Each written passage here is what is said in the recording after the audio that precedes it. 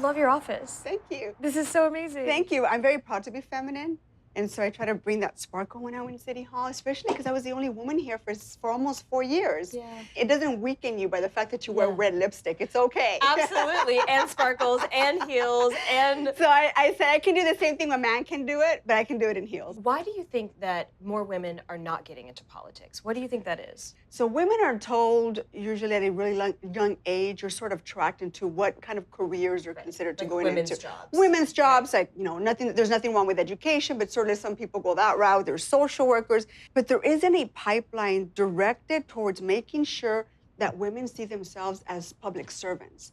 People often say, well, women don't want to run, or women just don't see themselves as running for office, and that's not true. The women are there. The only difference is we haven't created the pipeline. When we see an open seat, we should have at least 20 women in those neighborhoods ready to go, because the guys do that.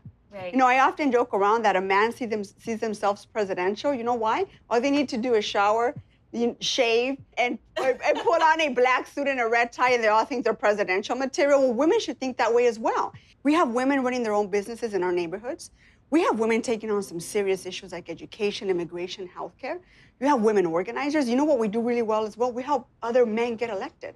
When you walk into any campaign office, the majority of the volunteers happen to be women. You know why? Because we get busy. And then once we get them elected, you know what most of the women do? They run their offices. The majority of the staffers here in City Hall that work for my male colleagues are women.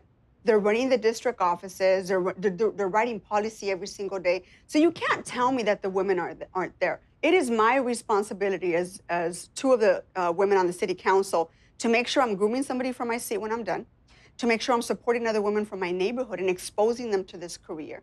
Because it's not only about being able to say, here, she's ready to run for office, but when she's ready to run for office, have we made sure that she has a donor base of her own?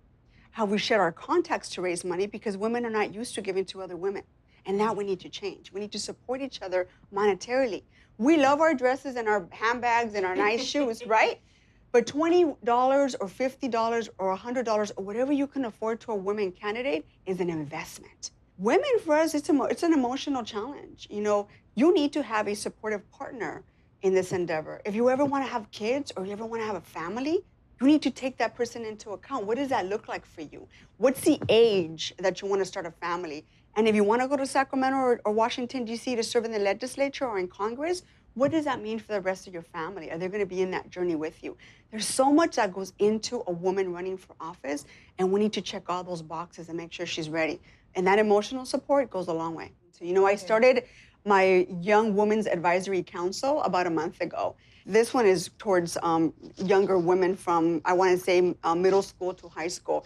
And the reason I wanted to engage young women is you're seeing this incredible wave of millennials and what they're doing in this country. I brought these young women together as a way to not only keep me informed about what young people want in this city, but to give them a voice in city issues. And when we brought them together about a month ago, one of the most striking things that one young woman told me from, I think she was from Eagle Rock High School. And she said, you know, one of the biggest issues that I have is this issue of identity. So they talked about all that. They talked about identity issues. They talked about race relations. They talked about being confident. How do you build that confidence to be able to stand up for someone or even stand up for yourself? And they brought all those kinds of issues at the advisory council, and every other little girl that was there was in awe because they could all relate. When I first got elected, I was so insecure about I was so hard on myself when it came to knowing the issues. You know, I would bang myself up against the wall at home trying to get through binders and binders of policy material to make sure I was informed and I knew every single thing I was going to vote on the next day. And then when I got here, I looked around and I said, why am I the only one stressing about this? I don't think that guy is informed. I don't think that guy even knows what's on the agenda today. And I started to say to myself, am I just being really hard on myself? And women do that. Yes. Women think they have to over-prepare. We have such expectations. We do, because we have because not only do we have high expectations of ourselves as women, but society puts expectations on us too. It's like, what do you do with all these expectations as a mom, as a woman, as a leader, and then all those expectations you put on yourself? And that's the thing that I think women We do carry that, we yeah. do carry that. And not to say anything bad about my male counterparts, but we do think differently. Women think differently. We legislate differently, and we bring a completely different tone to whatever issue we're debating. And I think that's why we need more women in office.